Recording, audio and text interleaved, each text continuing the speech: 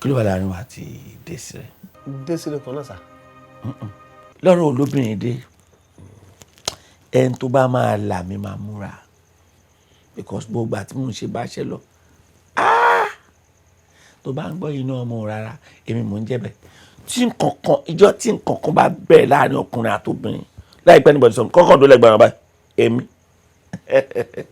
I'll figure it out wàláì ẹ̀mí burúkú ló wọnú ẹ̀yìn látọ̀ yìí. no dádì mo kàn láti sọ fact fún ni kò lè work. nonsense ló ń sọ. ẹ wò kí la ní sí Desire. kí ló ṣe wá.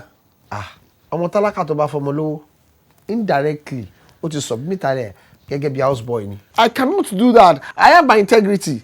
I will protect it. I cannot sell out my network like that. No. olúwa má jà yóò gbà bí ọmọ mú mi ò jẹ́ èso. kí ni network ẹ kí ni wọ́ọ̀tì ẹ̀ bọ̀ ìjókòó wọ́ọ̀tì ẹ̀ kí ni wọ́ọ̀tì ẹ̀ ká tẹ̀ gbàgbé net kí ni wọ́ọ̀tì ẹ̀ bọ̀ ìjókòó. I have future. kí ló ṣe tó lówó tó nígbèrágà báyìí kí ni bóló tí rí wisdom.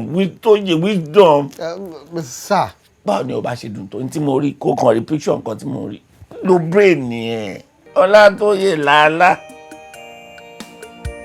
la ọmọ sí làálàá.